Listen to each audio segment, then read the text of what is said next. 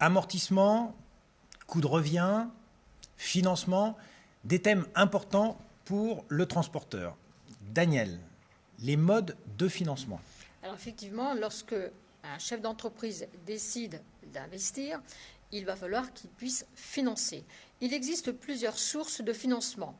Il y a le financement propre, je paye moi-même. Bon, il y a également le financement par emprunt bancaire. Autre possibilité, le crédit bail ou bien la location financière. Alors justement, crédit bail, leasing, location financière, crédit classique, est-ce qu'on peut détailler un petit peu ces thèmes? Alors on va revenir sur le crédit bail et la location financière. Ce sont deux locations, crédit bail ou leasing. Celui-ci, c'est de la location avec option d'achat. Alors que la location financière, c'est de la location pure. Il n'y a pas d'option d'achat de prévu. Alors, sur ce leasing, comment je peux calculer justement une mensualité d'un leasing? Alors, c'est très simple. Pour calculer le loyer mensuel dans le cas d'un crédit bail ou leasing, il suffit de prendre la valeur du bien, sa valeur hors taxe bien sûr, d'appliquer le taux qui est indiqué et cela vous donne systématiquement le loyer mensuel. Donc, valeur totale multiplié par le taux égale loyer mensuel. Alors bien garder à l'esprit que l'on part bien sûr du hors-taxe. Toujours du hors-taxe. Mais il est important d'évaluer le montant de l'emprunt, Daniel. Comment fait-on? Alors, l'emprunt doit être réfléchi. L'évaluation de l'emprunt doit être réfléchie, étudiée. Pour cela, on va se faire un petit tableau besoin-moyen. De quoi avons-nous besoin? Bien sûr, du véhicule. Donc, nous aurons la valeur hors taxe du véhicule, mais il nous faut également, pour démarrer notre entreprise, il nous faut également de la trésorerie, que l'on appelle fonds de roulement. Donc voilà nos besoins matériels, valeur hors taxe, le besoin en fonds de roulement. Parallèlement à cela, le banquier va nous dire, est-ce que vous avez un apport? On aura donc un apport. Total de mes besoins diminué de l'apport, voilà le montant qu'il faudra emprunter. Alors, est-ce que l'on peut parler d'amortissement d'un emprunt? On peut parler d'amortissement d'emprunt, mais attention, il ne faut pas confondre l'amortissement de l'emprunt, qui constitue à expliquer les remboursements du capital emprunté, avec l'amortissement du véhicule, qui va expliquer la dépréciation. Nous en revenons à l'amortissement de l'emprunt. Donc, les banques, elles vous donneront toujours des annuités, c'est-à-dire des remboursements constants. Nous, dans nos calculs, nous allons faire remboursement du capital constant, c'est-à-dire que nous allons avoir le capital emprunté qui va être divisé par la durée de l'emprunt. Et ensuite, nous savons que dès l'instant qu'il y a un emprunt, obligatoirement, il y aura des intérêts. Et en fonction du taux d'intérêt, eh bien celui-ci sera appliqué chaque année sur le montant du capital restant dû. Alors, si vous voulez bien, Daniel, nous allons voir un exemple concret en images.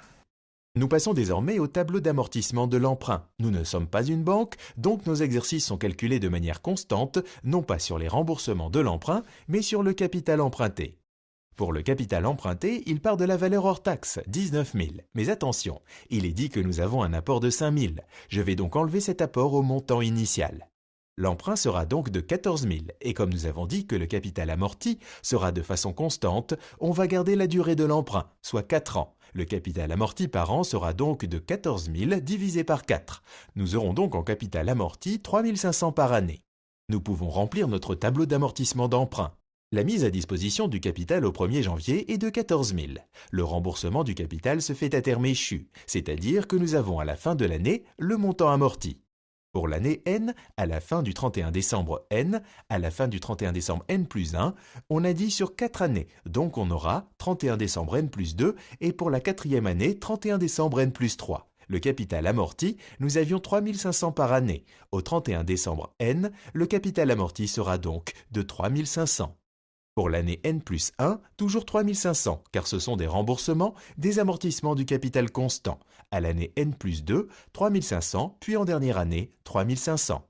Si l'amortissement du capital est de 3 500 par an, cela veut dire qu'à la fin de chaque année, on aura en capital restant dû pour cette année 14 000 de mise à disposition, moins les 3 500 amortis au cours de l'année. Il restera donc en capital restant dû 10 500. À la fin de l'année N+1, 10 500 moins 3 500 amortis, il restera 7 000. Puis 7 000 moins les 3 500 amortis au cours de l'année, nous arrivons à 3 500, lesquels seront amortis au cours de l'année N+3. À la fin de l'année N+3, le capital restant dû sera de 0. Les intérêts qui sont des taux de 4,5% par an, et ceux-ci sont calculés sur le capital restant dû. Pour l'année N, les intérêts seront calculés sur 14 000. 14 000 multiplié par 4,5%, cela nous donne des intérêts de 630. Les intérêts de l'année N+1 sont calculés sur le capital dû en début de période, ce qui correspond au capital restant dû à la fin de l'année précédente, donc nous aurons 4,5% d'intérêts calculés sur 10 500, soit 472,50. La même chose pour les intérêts de l'année N+2, qui sont calculés sur les 7 000, toujours au taux de 4,5%, soit 315 €. Enfin, la dernière année, nous aurons 4,5% calculés sur 3 500, ce qui nous donne bien comme intérêt 157,50. Nous avons donc les intérêts et le capital amorti. Maintenant, voyons les annuités, c'est-à-dire le montant remboursé. Les 630 d'intérêts plus la partie du capital emprunté, soit 3 500. Pour cette première année, les remboursements au total seront de 4 130. La deuxième année, les 472 d'intérêts plus la partie du capital emprunté, toujours de 3 500, nous aurons donc en remboursement pour l'année 3 972,50. Ensuite, même principe, les 315 d'intérêts plus les 3 500 de part de capital, ce qui nous donne 3 815. Enfin, pour la dernière année, 157,50 d'intérêts plus les 3 500 de capital emprunté, ce qui nous fait 3 657,50. Voilà pour l'amortissement.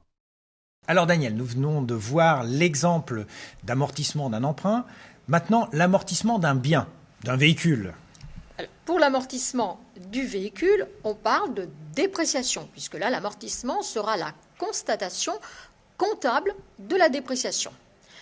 Il est fait d'une façon simple, donc c'est d'une façon linéaire. En comptabilité, on va amortir chaque année la même valeur. Même principe, la valeur hors taxe du matériel que l'on va diviser par la durée d'espérance de vie de ce véhicule. Ce sont des durées qui sont fixées par le fisc. Et on aura chaque année ce qu'on appelle la dotation, c'est-à-dire la part de la dépréciation de ce bien. Alors si vous voulez bien, encore une fois, en image, un exercice maintenant sur l'amortissement d'un bien. L'amortissement d'un bien et d'un emprunt. Pour un amortissement du véhicule, nous devons partir de la valeur hors taxe 19 000. Ensuite, il nous faut connaître la durée d'amortissement, soit 5 ans. De plus, pour faciliter les choses, on va donner une date de mise en circulation au 1er janvier. On va donc faire 19 000 divisé par la durée, cela nous donne la dépréciation comptable, la dépréciation annuelle qui est ici de 3 800. Nous pouvons remplir notre tableau maintenant. Commençons avec les exercices. Pour le premier exercice, l'amortissement étant sur 5 ans, nous allons avoir 5 exercices. N+1 pour le deuxième, N+2 pour le troisième, N+3 pour le quatrième et N+4 pour le cinquième. Les dotations représentent la perte de valeur d'une année. Nous avons vu qu'elle était de 3 800. Nous aurons donc, chaque année, une perte de valeur de 3 800. Nous avons donc un amortissement linéaire, amortissement constant, de 3 800. Passons au cumul de l'amortissement. Le cumul des dotations, la première année, c'est la même chose que les dotations. Deuxième année, nous avons 3 800 de N plus les 3 800 de l'année N+1, ce qui fait 7 600. Et à chaque fois, on va rajouter la dotation. 7 600 plus 3 800, cela va nous donner 11 400 de cumul. Nous allons rajouter 3 800 pour faire le cumul de la quatrième année, ce qui nous donne 15 200. Puis pour terminer, nous rajoutons la cinquième année et nous arrivons à 19 000, ce qui est normal puisque le capital initial, la valeur initiale à amortir était de 19 000. Maintenant, la valeur comptable. La valeur nette comptable, c'est la valeur du véhicule à la clôture de l'exercice, au début de la première année. Le véhicule valait 19 000. Il a cumulé, il a perdu 3 800 à la clôture de l'exercice. Sa valeur ne sera donc plus que de 15 200, c'est-à-dire la valeur initiale 19 000 moins la perte de valeur 3 800. Pour la seconde année, on a la valeur initiale de 19 000, mais à la clôture de la deuxième année, il aura perdu, cumulé en perte de valeur 7 600, c'est-à-dire 19 000 moins 7 600, il ne vaut donc plus que 11 400. À la clôture de cette troisième année, je reprends toujours 19 000 de valeur initiale, moins le cumul des dépréciations de 11 400, ce qui nous donne une valeur nette comptable de 7 600.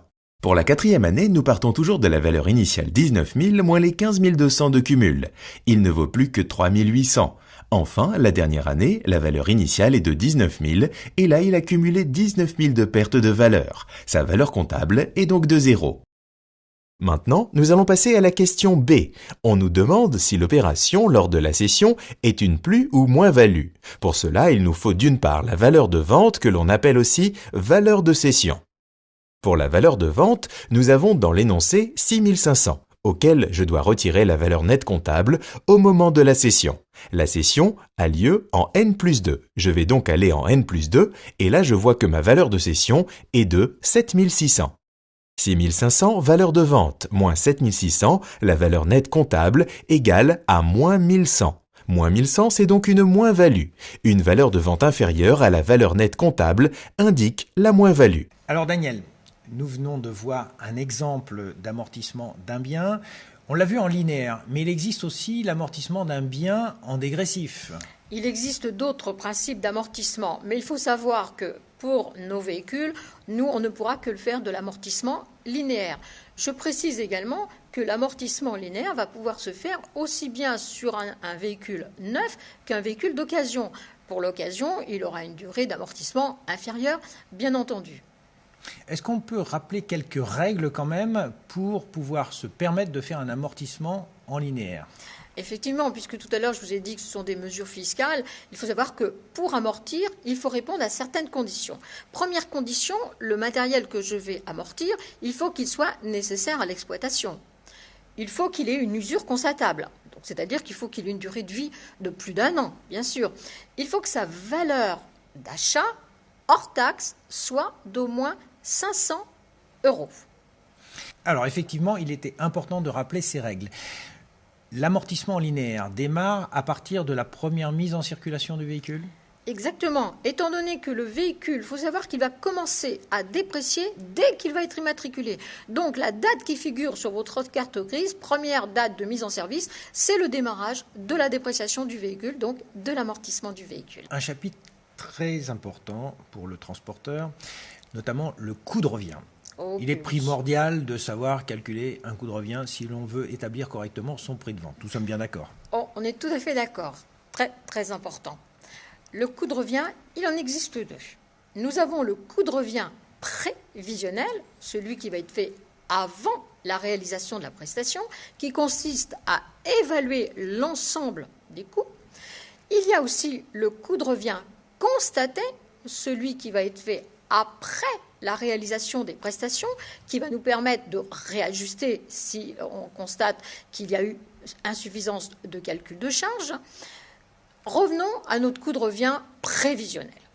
Dans ce coût de revient prévisionnel, on va extraire deux sortes de charges. Ce qu'on appelle les charges directes, celles qui sont liées à l'outil de travail, en l'occurrence le véhicule, et les charges dites indirectes, que l'on appelle encore des charges de structure, ou encore, lorsqu'il y a plusieurs véhicules d'entreprise, on les appelle des charges communes. Chaque véhicule a ses propres charges directes. Donc il y a ce qu'on appelle des charges variables et il y a les charges fixes. Mais attention, il ne faut pas confondre charges et coûts. Tous les coûts sont variables. D'une prestation à une autre, on n'aura pas les mêmes montants. Alors, qu'appelle-t-on charge variable ? Eh bien, c'est lorsque les coûts varient à l'unité kilométrique. Donc, tout ce qui est lié au kilomètre, on les appelle charges variables.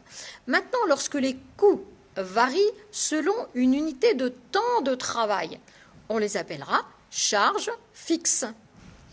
Dans les charges fixes, on va extraire les charges liées au conducteur, des charges liées au véhicule. Le véhicule qui, lui, également, va supporter nos charges, là, tout à l'heure, qu'on appelait les charges indirectes. C'est-à-dire que si le véhicule, il n'y en a qu'un seul dans l'entreprise, il supportera l'ensemble des charges indirectes.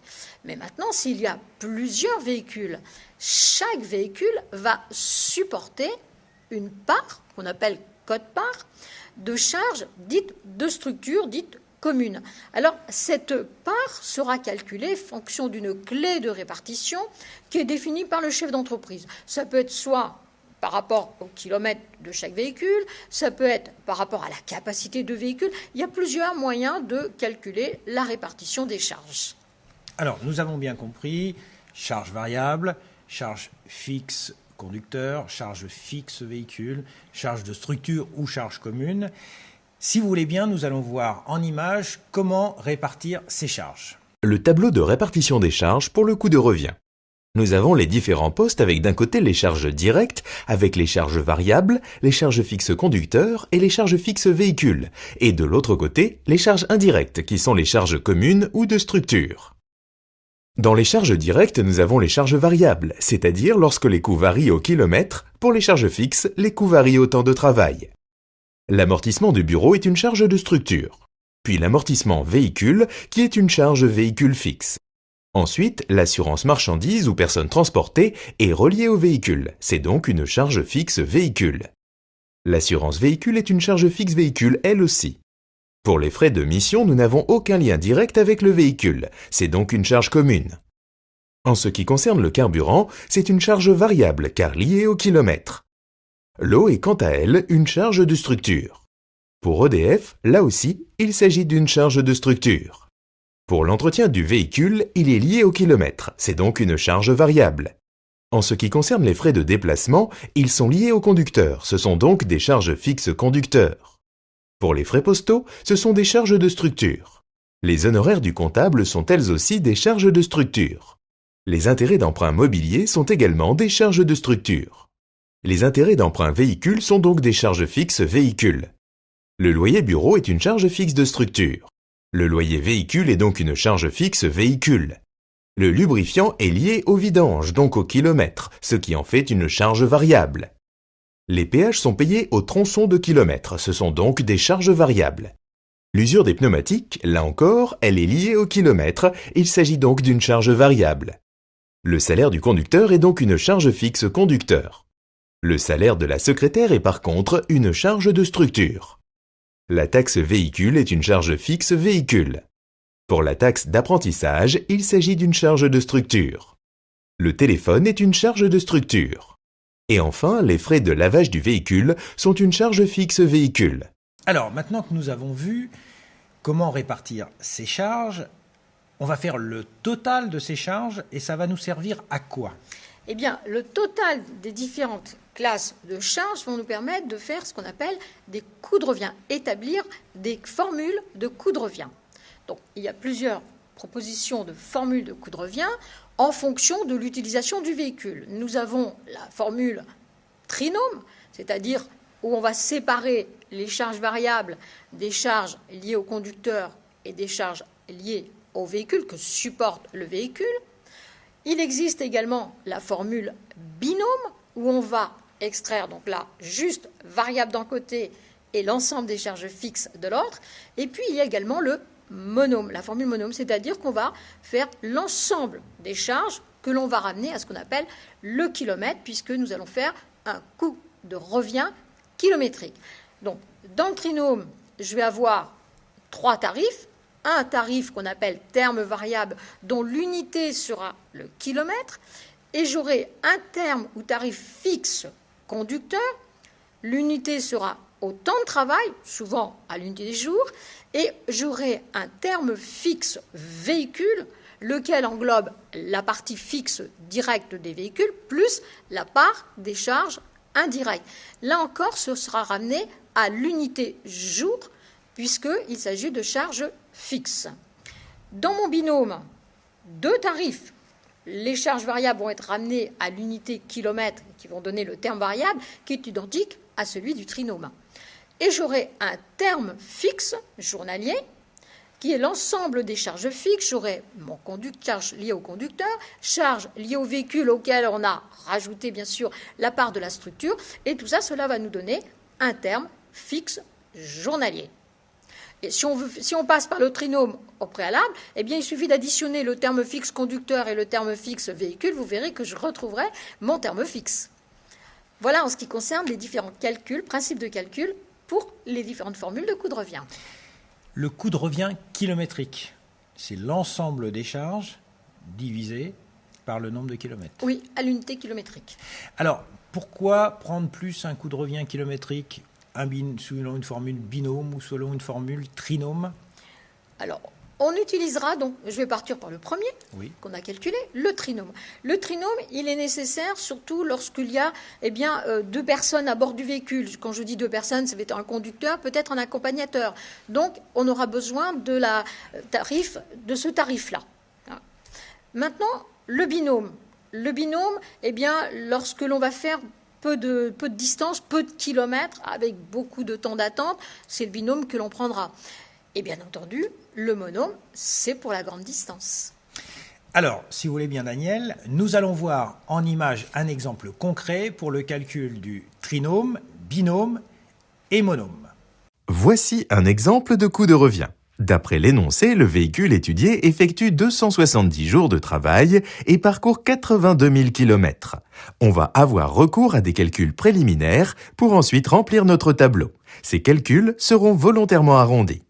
Nous commençons par le poste carburant, avec une consommation de 8 litres au 100 multipliée par le prix du litre hors taxe, soit 1,38. Attention, il s'agit du TTC, donc je le divise par 1,2. Cela va me donner le hors taxe. Une fois le hors taxe calculé, je le multiplie par 8 litres au 100, soit 0,08, ce qui nous donne le coût pour 1 km parcouru. Or, il y a 82 000 km. On multiplie le tout par 82 000, ce qui nous donne un coût annuel de 7 544. Maintenant, le post-entretien du véhicule. Ici, rien n'est indiqué. On considère donc que c'est du hors-taxe, soit 1 540 de coût d'entretien. Le poste pneumatique. Le véhicule étudié possède 4 pneumatiques. Chaque pneu coûte 111. Rien n'est indiqué. Il s'agit du hors-taxe. Soit 111 € par pneumatique, il en faudra 4 avec une durée moyenne de vie de 80 000 km. On va ramener l'usure à 1 km en divisant par 80 000.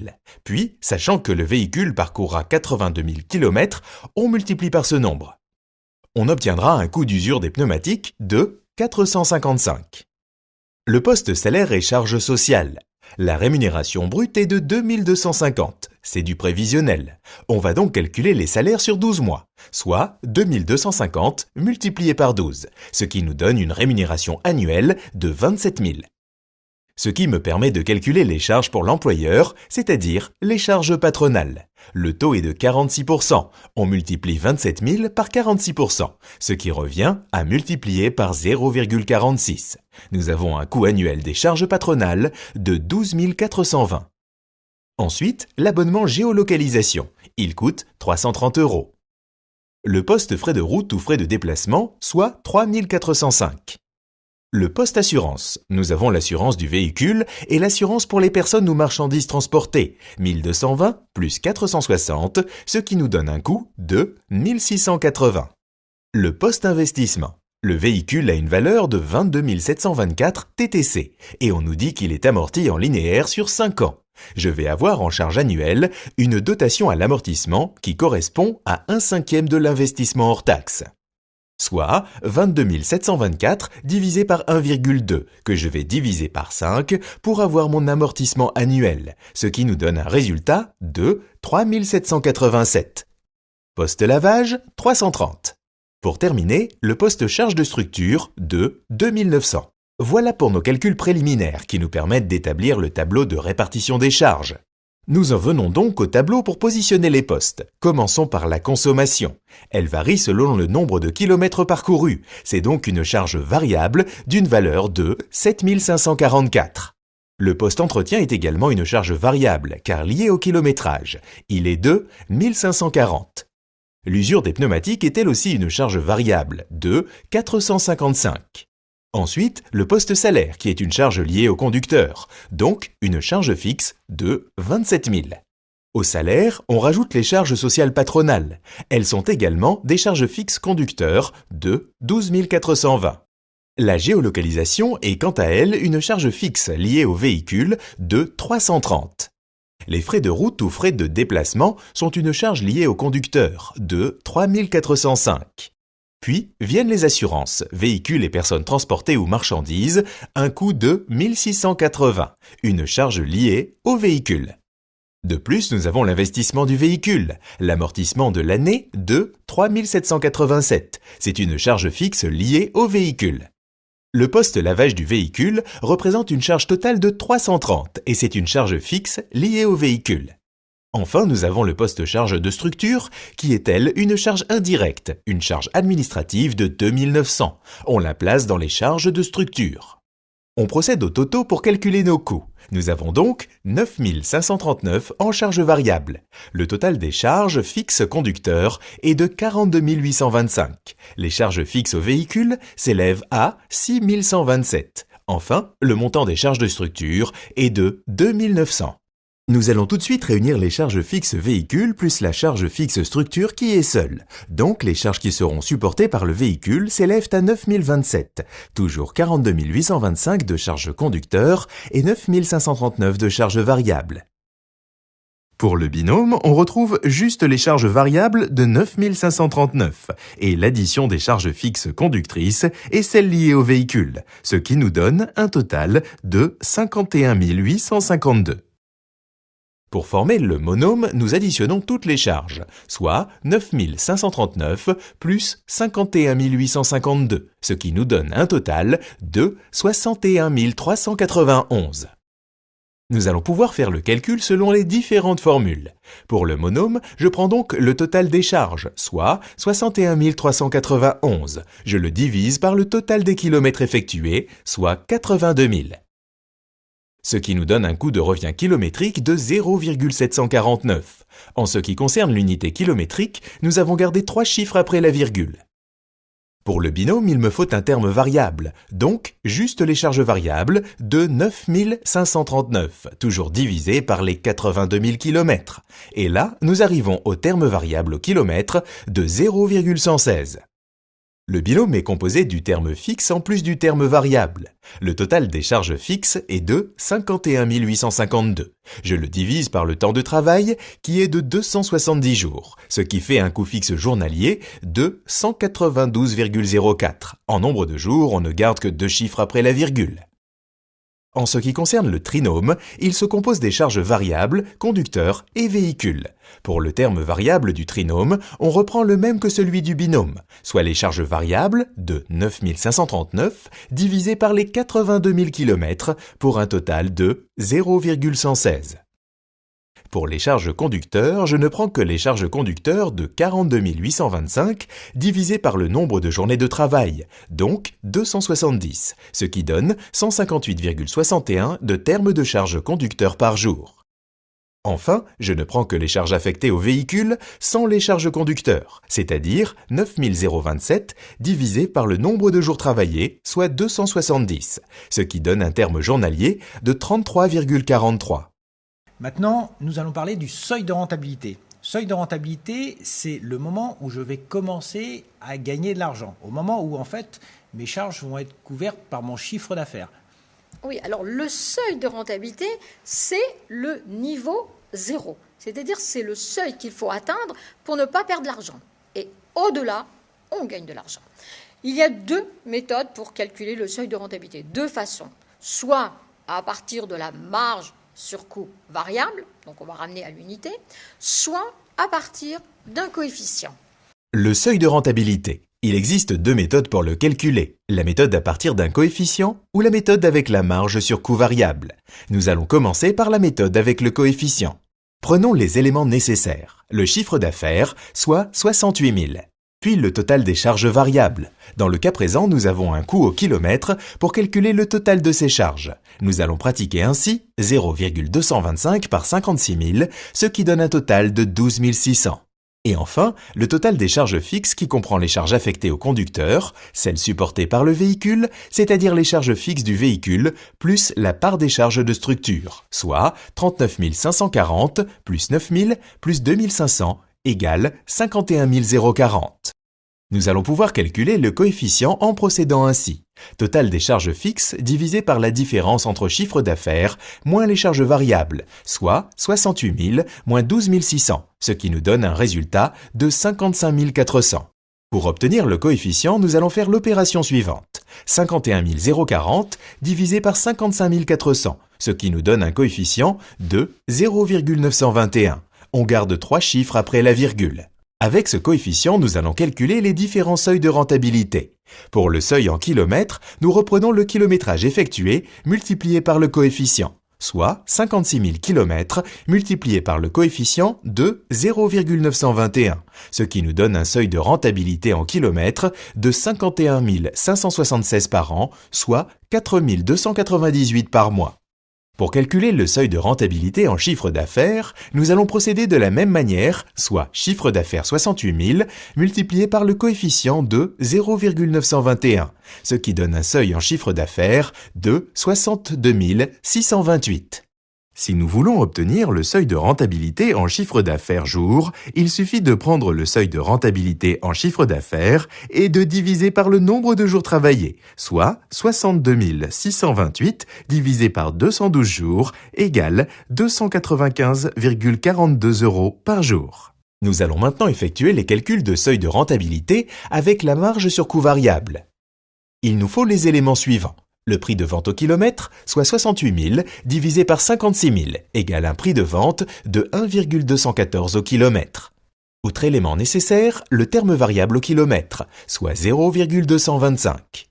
Puis enfin, le total des charges fixes, soit celui déjà calculé précédemment, il est de 51 040. Pour calculer la marge sur coût variable, nous allons procéder ainsi. Prix de vente au kilomètre moins le terme ou coût variable au kilomètre, ce qui nous donne 1,214 moins 0,225 et nous obtenons une marge sur coût variable de 0,989. Attention, la marge sur coût variable est différente du coefficient. Pour calculer le seuil de rentabilité en kilomètres avec la marge sur coût variable, on prend le total des charges fixes de 51 040 divisé par la marge de 0,989. Le seuil annuel de rentabilité en kilomètres annuels est de 51 608 par an, soit 4 301 par mois. On a un léger écart entre les calculs avec le coefficient ou la marge sur coût variable. Ceci est dû au fait que nous gardons 3 chiffres après la virgule. Pour le seuil de rentabilité en chiffre d'affaires, on prend le prix du prix de vente au kilomètre d'1,214. Je le multiplie par le seuil en kilomètres, soit 51 608. On obtient un seuil annuel de chiffre d'affaires de 62 652 €. Enfin, le seuil de rentabilité en jours se définit en divisant le seuil en chiffre d'affaires de 62 652 par le nombre de jours travaillés, soit 212, ce qui nous donne un total de 295,53 par jour. En ce qui concerne le seuil de rentabilité au kilomètre, on prend le seuil de rentabilité annuel, soit 51 608 km que l'on divise par 12. On parvient alors à un résultat de 4 301 km par mois. Voilà, je crois qu'il était nécessaire de donner des explications en images. Daniel, le coût de revient, c'est très important, le seuil de rentabilité également. Une petite conclusion ? Oui, c'est très très important parce que faut savoir que c'est pas le comptable qui va établir le coût de revient. C'est au chef d'entreprise d'avoir la maîtrise de ses coûts afin de pouvoir établir des prix de vente pour avoir une activité rentable. Merci pour toutes ces explications, Daniel.